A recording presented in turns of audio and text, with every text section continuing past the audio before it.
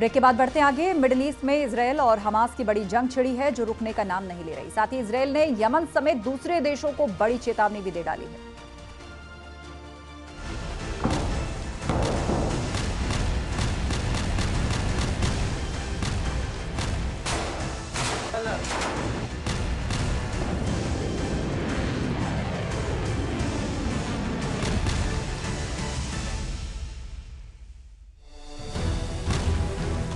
Israel और Hamas का युद्ध अब सिर्फ इजरायल और हमास का नहीं, बल्कि युद्ध अब पूरे पश्चिम एशिया में फैल चुका है और तमाम ऐसे मुल्क हैं जो इजरायल के खिलाफ खड़े हैं और इजरायल पर हमले भी बोल रहे हैं।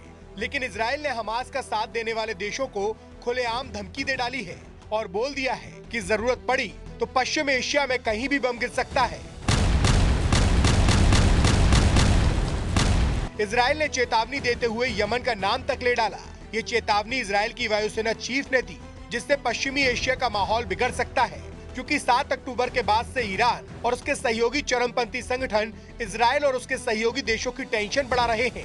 सीरिया और इराक में तो अमेरिका के सैनिकों पर कई बड़े हमले भी हुए हैं, लेकिन इजरायल की धमकी का मतलब साफ है कि वो केवल गाजा पट्टी तक सीमित नहीं रहेगा, बल्कि उसकी सेना पूरे पश्चिमी एशिया में ईरान और उसके सहयोगी चरमपंथी संगठनों के खिलाफ जंग लड़ने के लिए तैयारी कर चुकी है।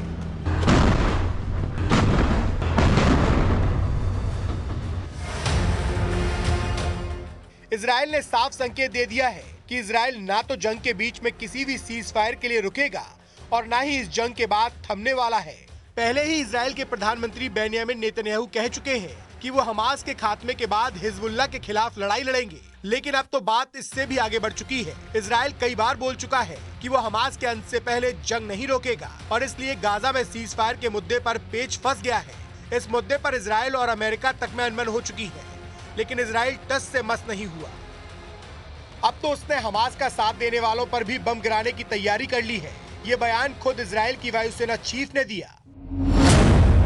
उन्होंने पश्चिमी एशिया में हमास का साथ देने वाले देशों को चेतावनी दे डाली। इजरायल की वायुसेना के चीफ ने बयान दिया कि जरूरत पड़ी तो पश्चिमी एशिया में कहीं भी कार्रवाई कर सकते हैं। यमन का तो उन्होंने नाम लेकर धमकी दे डाली कि जरूरत पड़ने पर पूरे पश्चिमी एशिया में कहीं भी बम गिराए जा सकते हैं।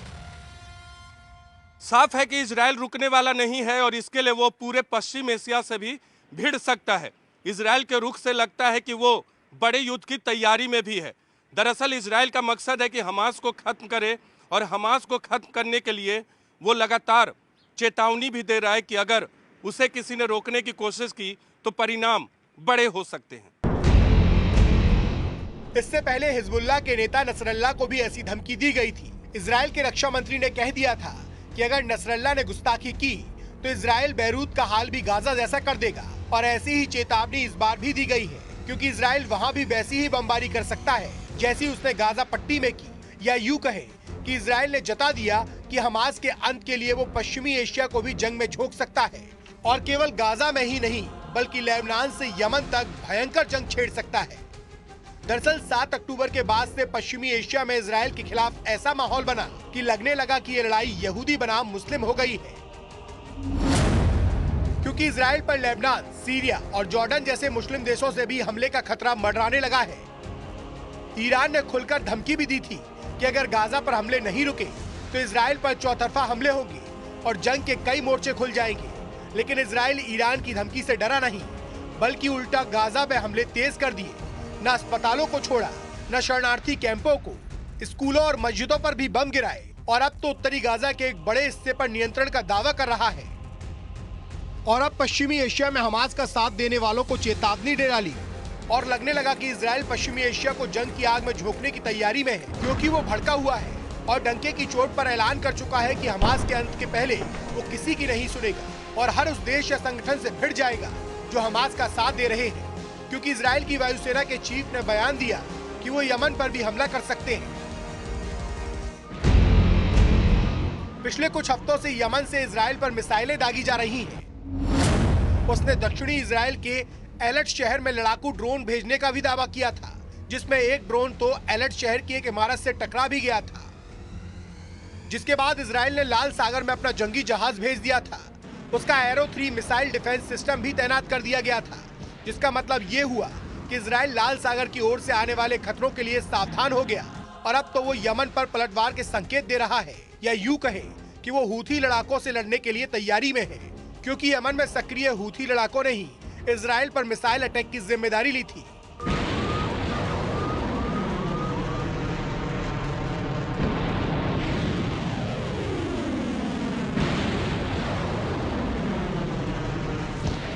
इन हमलों के बाद इजराइल ने भी उन्हें सबक सिखाने का मन बना लिया, क्योंकि हूथी विद्रोही हमास के साथ खड़े हैं।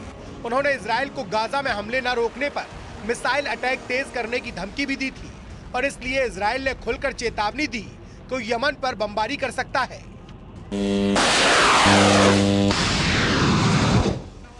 इजराइल को यमन में सक्रिय हूथी विद्रोही गुस्सा दिला रहे हैं, और इजराइल भी अपने इरादे जाहिर कर चुका है कि वो हूथी विद्रोहियों को सबक सिखा सकता है, जिसके लिए वो दक्षिणी इजराइल से करीब 2000 किलोमीटर दूर यमन की राजधानी सना तक मिसाइलें भी दाग सकता है, और उसके लड़ाकू विमान लाल सागर पार करके यमन की राजधानी सना पर बम भी गिरा सकते हैं। भले ही यमन और इजराइल बॉर्डर शेयर ना करते हो, लेकिन वो लाल सागर के जरिए एक दूसरे से जुड़े हैं, क्योंकि यमन उत्तर में सऊदी अरब और पश्चिम में लाल सागर से घिरा है, और अफ्रीका और एशिया को अलग करने वाला लाल सागर अरब सागर में एंट्री का रास्ता खोलता है, और हूथी यहीं से इजराइल पर हमले कर रहा है।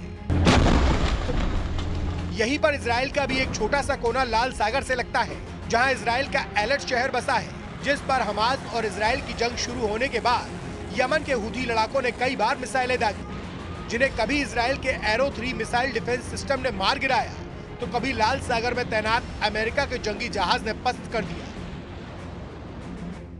जिससे इजराइल भड़क गया और उसने यमन का नाम लेकर हूथी विद्रोहियों को चेतावनी दी, या फिर यूं कहे कि इजराइल ने ईरान को बता दिया कि वो ट्रिपल एच से दो हाथ करने के लिए तैयार है, क्योंकि ट्रिपल एच के पहले एच हमास से वो जंग लड़ रहा है, दूसरे एच हिजबुल्लाह के खिलाफ भी जंग का मोर्चा खुलता दिखा, और अब इजराइल ने यमन के हूथी विद्रोहियों से भिड़ने की भी तैयारी कर ली है।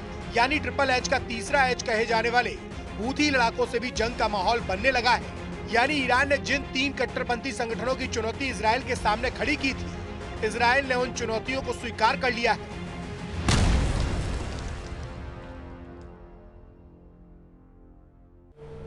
वक्त तो चला एक ब्रेक का। हाजिर होंगे, कहीं मत जाइएगा, आप बने रहे हमारे साथ।